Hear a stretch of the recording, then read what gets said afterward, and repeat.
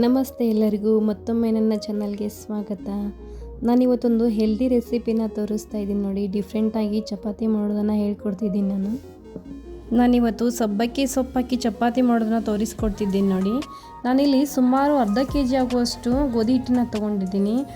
ಒಂದು ಬೌಲ್ನಷ್ಟು ಸಬ್ಬಕ್ಕಿ ಸೊಪ್ಪನ್ನು ಕಟ್ ಮಾಡಿ ನೀಟಾಗಿ ತೊಳೆದಿಟ್ಕೊಂಡಿದ್ದೀನಿ ನಾನು. ಅದನ್ನು ಕೂಡ ಹಿಟ್ಟಿಗೆ ಹಾಕ್ಕೊತಿದ್ದೀನಿ. 1 ಸ್ಪೂನ್ ಉಪ್ಪು ಹಾಕ್ಕೊತೀನಿ ನಾನು. ಇದಕ್ಕೆ ಅರ್ಧ ಟೀ ಸ್ಪೂನ್ ಅರಿಶಿನ ಹಾಕ್ಕೊತಿದ್ದೀನಿ. 1 ಸ್ಪೂನ್ ಜೀರಿಗೆ ಹಾಕ್ಕೊತೀನಿ. ಸ್ವಲ್ಪ ಓಮ್ ಕಾಳು ಹಾಕ್ಕೊಂಡು ಇದನ್ನು ನೀಟಾಗಿ ಮಿಕ್ಸ್ ಮಾಡ್ಕೊತೀನಿ. ಮಿಕ್ಸ್ ಮಾಡಿದ್ದಾದಮೇಲೆ ನೀರು ಹಾಕಿದ್ದನ್ನ ಕಲಿಸ್ಕೋಬೇಕು. ಇದನ್ನು ಚಪಾತಿ ಹಿಟ್ಟಿನ ಹದಕ್ಕೇ ಕಲಿಸ್ಕೋಬೇಕು. ನೀಟಾಗಿ ಕಲಿಸ್ಕೊಳ್ಳಿ, ತುಂಬ ಗಟ್ಟಿ ಮಾಡಬೇಡಿ ಇದನ್ನು. ಈ ಚಪಾತಿ ತುಂಬ ಚೆನ್ನಾಗಿರುತ್ತೆ. ನಾವು ರೆಗ್ಯುಲರ್ ಮಾಡೋ ಚಪಾತಿಗಿಂತಲೂ ಡಿಫ್ರೆಂಟಾಗಿ ಒಂಥರ ಚೆನ್ನಾಗಿ ಅನಿಸುತ್ತೆ. ಇದು ತಿನ್ನೋದಕ್ಕೂ ಒಂಥರ ಪರೋಟ ಥರ ಅನಿಸುತ್ತೆ. ಕೆಲವೊಂದು ಮಕ್ಕಳು ಸೊಪ್ಪಿನ ಪಲ್ಯ, ಸೊಪ್ಪಿನ ಸಾಂಬಾರು ಈ ಥರ ತಿನ್ನಲ್ವಲ್ಲ, ಅಂಥ ಮಕ್ಕಳಿಗೆ ಈ ಥರ ಪರೋಟ ಥರ ಮಾಡಿಕೊಡಿ. ಚಪಾತಿನ ತುಂಬ ಇಷ್ಟಪಟ್ಟು ತಿಂತಾರೆ. ಈ ಹಿಟ್ಟನ್ನು ಕಲಸಿ ಸ್ವಲ್ಪ ಎಣ್ಣೆ ಹಚ್ಚಿ ಒಂದು ಅರ್ಧ ಗಂಟೆ ನೆನೆಯೋಗಿ ಬಿಡಬೇಕು. ಒಂದು ಅರ್ಧ ಗಂಟೆ ಆದಮೇಲೆ ನೀವು ಈ ಚಪಾತಿನ ಮಾಡ್ಕೋಬೋದು. ಒಂದು ಅರ್ಧ ಗಂಟೆ ನೆನೆದ್ರೆ ಸಾಫ್ಟಾಗಿ ಬರುತ್ತೆ ಇದು ಚಪಾತಿ. ಈ ಹಿಟ್ಟು ಅರ್ಧ ಗಂಟೆ ನೆಂದಿದ್ದಾಗಿದೆ. ನಾನಿಲ್ಲಿ ಒಂದು ಚಪಾತಿ ಆಗೋಷ್ಟು ಹಿಟ್ಟು ತೊಗೊತಿದ್ದೀನಿ. ಒಂದು ಚಪಾತಿ ಆಗೋಷ್ಟು ಹಿಟ್ಟು ತೊಗೊಂಡು ಅದನ್ನು ನೀಟಾಗಿ ಉಂಡೆ ಮಾಡ್ಕೊಂಡು ಲಟ್ಟಿಸ್ಕೋಬೇಕು. ಇದನ್ನು ನಾನು ಹಿಟ್ಟು ಹಚ್ಚಿ ಲಟ್ಟಿಸ್ಕೋತಾ ಇದ್ದೀನಿ. ನೀವು ಬೇಕಾದರೆ ಎಣ್ಣೆ ಹಚ್ಚಿ ಕೂಡ ಲಟ್ಟಿಸ್ಕೋಬೋದು.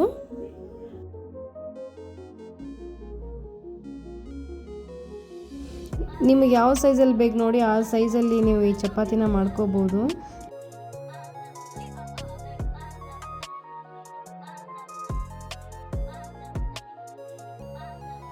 ಲಟ್ಸೋದು ಕಂಪ್ಲೀಟ್ ಆಗಿದೆ. ಇದು ನಾನು ಇದನ್ನು ಬೇಯಿಸ್ಕೊತಾ ಇದ್ದೀನಿ.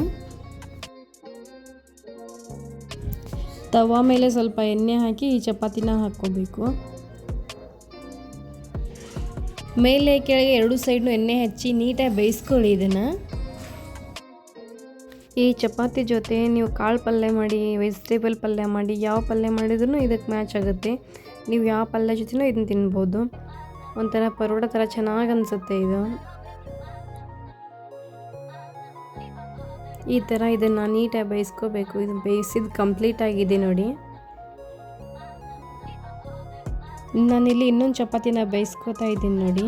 ಈ ಚಪಾತಿ ಸ್ವಲ್ಪ ದಪ್ಪ ಇರೋದ್ರಿಂದ ಸ್ವಲ್ಪ ಒತ್ತಿ ನೀಟಾಗಿ ಬೇಯಿಸ್ಕೋಬೇಕು ಇದನ್ನು.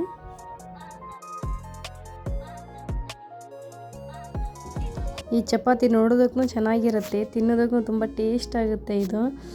ಇದನ್ನು ಮಾಡೋದು ತುಂಬ ಕಷ್ಟ ಏನಿಲ್ಲ, ತುಂಬ ಈಸಿಯಾಗಿದೆ. ಸೊ ನೀವು ಒಂದ್ಸಲ ಟ್ರೈ ಮಾಡಿ ನೋಡಿ ಇದನ್ನು. ಈ ಸಬ್ಬಕ್ಕಿ ಸೊಪ್ಪಿನ ಚಪಾತಿ ಮಾಡೋದು ಕಂಪ್ಲೀಟ್ ಆಗಿದೆ ನೋಡಿ. ಸೊ ನೋಡಿ ಎಷ್ಟು ಚೆನ್ನಾಗಿ ಕಾಣಿಸ್ತಾ ಇದೆ. ಇದು ತಿನ್ನೋದಕ್ಕೂ ತುಂಬ ಟೇಸ್ಟ್ ಆಗಿರುತ್ತೆ. ಸೊ ನೀವು ಒಂದ್ಸಲ ಖಂಡಿತ ಟ್ರೈ ಮಾಡಿ ನೋಡಿ ಇದನ್ನು. ನನ್ನ ವಿಡಿಯೋನ ಕೊನೆಯವರೆಗೆ ನೋಡಿದ್ದಕ್ಕೆ ತುಂಬ ಧನ್ಯವಾದಗಳು. ನನ್ನ ವಿಡಿಯೋ ಇಷ್ಟ ಆಗಿದರೆ ಲೈಕ್ ಮಾಡಿ, ಶೇರ್ ಮಾಡಿ, ಸಪೋರ್ಟ್ ಮಾಡಿ. ಮತ್ತೊಂದು ರೆಸಿಪಿಯೊಂದಿಗೆ ನಾನು ಮತ್ತೆ ಸಿಗ್ತೀನಿ. ಅಲ್ಲಿವರೆಗೂ ಎಲ್ಲರಿಗೂ ನಮಸ್ತೆ.